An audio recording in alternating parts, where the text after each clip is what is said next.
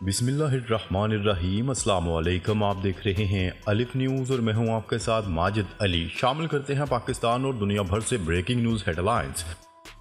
चीन में सऊदी अरब समेत इस्लामी ममालिक के वज़रा की अहम बैठक, गजा में पूरी जंग बंदी का मुतालबा। अरब मीडिया की रिपोर्ट के मुताबिक सऊदी अरब और दीगर इस्लामी ममालिक के वज़रा के वक्त ने पीर के रोज़ चीन के दारुल हुकूमत बीजिंग का अहम दौरा किया, जहां वज़रा ने अहम बैठक की। इसे गजा में इसराइली जारहियत को रुकवाने और इलाके में इंसानी इमदाद की बहाली के लिए दौरों का पहला कदम करार दिया गया है। इस दौरान वज़रा ने गजा में फौरी तौर पर जंग बंदी का मुतालबा कर दिया। अरब मीडिया का कहना है कि वज़रा के वक्त की अक़वाम मुत्तहिदा की सलामती कौंसिल की मुस्तकिल रुकनीत रखने वाले ममालिक के ओहदेदारों से भी मुलाकात होगी, जिसमें मगरिब पर यह जोर दिया जाएगा कि वो इसराइल के इस मौक़िफ़ को मुस्तरद करे कि वो गजा में अपने हक़ के दिफा में हमले कर रहा है। अरब मीडिया के मुताबिक चीन के आला तरीन सफारतकार से मिलने वालों में सऊदी अरब, उर्दन, मिस्र, इंडोनेशिया और फ़लस्तीन के वज़रा समेत OIC के और दीगर हुकाम शामिल थे। वाज़ेह रहे कि रवा माह सऊदी दारुल हुकूमत रियाद में भी गजा के मामले पर इस्लामिक अरब सिमट का इनकार किया गया था, जिसमें आलमी अदालत इंसाफ पर जोर दिया गया था कि वो गजा में इंसानियत के खिलाफ जंगी जराइम की तहकीकात करे। खबर के अगले हिस्से में बात करते हैं। ईरान अपना खतरनाक हथियार मैदान में ले आया। ईरान की जानिब से जदीद तरीन हाइपरसोनिक मिसाइल फतह की रूनुमाई कर दी गई। मिसाइल की रूनुमाई ईरानी सुप्रीम लीडर आयतुल्लाह खामनाई के ईरान में जारी असले की नुमाइश के दौरान की गई। बैनुल-अक़वामी खबरसा इदारे की रिपोर्ट के मुताबिक पासदारान इनकलाब की एरोस्पेस डिवीजन के ज़ेर इंतज़ाम ईरानी यूनिवर्सिटी में जारी असले की नुमाइश में अल-फतह हाइपरसोनिक मिसाइल की रूनुमाई के अलावा दीगर जदीद तरीन हथियारों के साथ ईरानी साख्ता ड्रोन गजा भी रखा गया था। ईरानी मीडिया का इस हवाले से कहना था कि अल-फतह मिसाइल ईरान की हाइपरसोनिक मिसाइल टेक्नोलॉजी में जदीद और अहम तब्दीलियों के बाद पेश किया गया है। नुमाइश में शॉर्ट रेंज प्रोजेक्टाइल्स की भी रूनुमाई की गई, जबकि ईरान के नए air defence system Mehran Shahid series के बेनाम एरियल व्हीकल्स और 9D मिसाइलों का जदीद वर्जन भी पेश किया गया। दूसरी जानिब ईरान के सुप्रीम लीडर आयतुल्लाह खामनाई ने कहा कि मुस्लिम रियासतों को इसराइल से सियासी ताल्लुकात ख़त्म कर देना चाहिए। सरकारी खबरसाई एजेंसी तस्नीम की रिपोर्ट के मुताबिक खामनाई ने मुस्लिम रियासतों पर जोर देते हुए कहा कि कम अज़ कम एक महदूद मुद्दत के लिए इसराइल के साथ सियासी ताल्लुकात मुनक़ता कर लें। गुज़िश्ता हफ्ते सऊदी अरब के दारुल हुकूमत में इस्लामी ताउन तंजीम और अरब लीग के अरकान के दरमियान मुश्तरका सरबराही इजलास के दौरान मुस्लिम ममालिक ने ईरान के सदर इब्राहिम रईसी की दरख्वास्त के मुताबिक इसराइल पर वसी पैमाने पर पाबंदियां आयद करने पर इत्तफाक नहीं किया था। खबर के अगले हिस्से में बात करते हैं। यमन के हौसियों ने बहरा अहमर में इसराइली ताजर का बहरी जहाज अगवा कर लिया। इसराइली मीडिया के मुताबिक तुर्किया से भारत जाने वाले जहाज पर अमले के 52 अफराद मौजूद हैं। बरतानवी कंपनी का रजिस्टर्ड जहाज इसराइली टाइकोन की जुज़वी मुल्कियत है, ताहम हमले में भी कोई इसराइली शामिल नहीं है। याद रहे कि हौसी इसराइली कंपनियों या इसराइली परचम वाले जहाज़ों को निशाना बनाने की धमकी दे चुके हैं।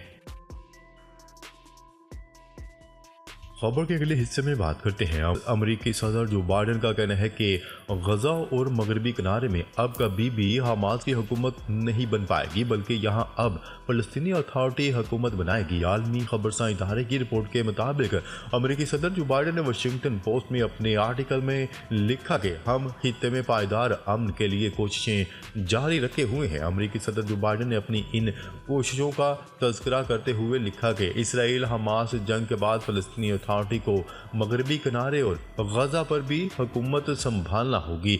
सदर जो बाइडेन ने कहा कि फ़लस्तीन, गजा और मगरबी किनारे को एक ही हुकूमती ढांचे के नीचे आना होगा। इस मसले का पायदार हल दो रियासती इसराइल और फ़लस्तीन का क्या है। अमेरिकी सदर ने इसराइली वज़ीर-ए-आज़म नेतन्याहू के गजा में तवील अरसे तक अपनी फौजों की तैनाती के इरादे पर कहा कि गजा से फ़लस्तीनियों की जबरी नकल मकानी या इसराइली कब्जे की हमायत नहीं करेंगे।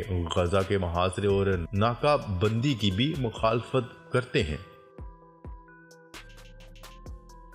خبر کے اگلے حصے میں بات کرتے ہیں مشرق وسطی میں امن کی بحالی میں مدد کے لیے تیار ہے چین کے وزیر خارجہ وانگ ای کا کہنا ہے کہ چین مشرق وسطی میں امن کی بحالی میں مدد کرنے کے لیے تیار ہے۔ یہ بات وزیر خارجہ چین وانگ ای نے عرب اور مسلم ممالک کے سفارتکاروں کے وفد کے دورہ چین کے حوالے سے جاری کیے گئے اپنے بیان میں کہی ہے۔ ان کا مزید کہنا ہے کہ چین مشرق وسطی میں امن کی بحالی میں مدد کرنے کے لیے تیار ہے اور غزہ کی صورتحال کو جلد سے جلد ٹھنڈا کرنے کے لیے مل کر کام کریں گے۔ چینی وزیر خارجہ وانگ ای کا مزید کہنا تھا کہ غزہ میں ایک بڑی انسانی تباہی سامنے آ رہی ہے جو دنیا بھر کے ممالک کو متاثر کرے گی۔ انہوں نے یہ بھی کہا کہ بین الاقوامی برادری کو غزہ میں انسانی تباہی کو روکنے کے لیے فوری اقدامات کرنے چاہیے۔ اس حوالے سے سعودی وزیر خارجہ کا کہنا تھا کہ اسرائیل کو روکنے کے لیے عالمی برادری کو ذمہ داری کے مظاہرے کی ضرورت ہے۔ واضح رہے کہ سعودی عرب، اردن، مصر، فلسطین، انڈونیشیا اور OIC حکام چین کے اہم دورے پر ہیں۔ خبر کے اگلے حصے میں بات کرتے ہیں غزہ میں اسرائیلی مظالم کی حمایت کرنے پر جو بائیڈن کی صدارت خطرے میں پڑ گئی۔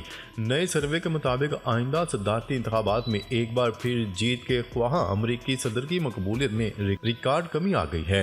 امریکی میڈیا کی جانب سے جاری ایک سروے رپورٹ کے مطابق غزہ جنگ پر جو بائیڈن کے طرز عمل کو 70% ووٹروں نے مسترد کر دیا، جبکہ ڈیموکریٹک پارٹی کے ووٹروں میں بھی صدر جو بائیڈن کی مقبولیت میں 40% کمی آئی ہے۔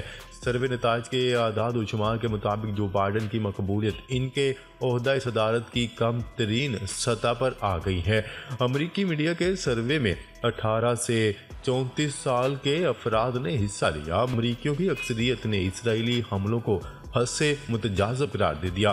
کیا ہے کہ امریکہ میں اگلے سال صدارتی انتخابات ہونے والے ہیں۔ جو بائیڈن بھی صدارتی امیدوار ہیں، جبکہ صدارتی انتخابات میں ڈونلڈ ٹرمپ بھی پھر سے حصہ لینے کا اعلان کر چکے ہیں۔ خبر کے اگلے حصے میں بات کرتے ہیں فرانسیسی صدر کا اسرائیلی وزیر اعظم نتن یاہو اور محمود عباس سے رابطہ۔ فرانسیسی صدر میکرون نے اسرائیلی وزیر اعظم اور فلسطینی صدر محمود عباس سے ٹیلی فونک رابطہ کیا۔ صدر میکرون نے اسرائیلی وزیر اعظم سے کہا کہ حماس کے خلاف جنگ میں عام شہریوں کا زیادہ نقصان ہوا ہے۔ ان کا کہنا تھا کہ عام شہریوں اور دہشت گردوں میں فرق کرنے کی اشد ضرورت ہے۔ فرانسیسی صدر نے فلسطینی صدر محمود عباس سے بھی رابطہ کیا اور مغربی کنارے میں فلسطینیوں کے خلاف تشدد کی مذمت کی۔ خبر کے اگلے حصے میں بات کرتے ہیں میوزک فیسٹیول میں اسرائیلی اپنے ہی ہیلی کاپٹر کی فائرنگ سے نشانہ بنے۔ 7 اکتوبر کے حماس حملوں سے متعلق اسرائیلی تحقیقاتی رپورٹ میں انکشاف کیا گیا ہے کہ حماس کے جنگجوؤں کا میوزک فیسٹیول پر حملے کا کوئی منصوبہ نہیں تھا۔ اسرائیلی شہریوں کی اموات کی ذمہ دار صہیونی فورسز پر عائد ہوتی ہے۔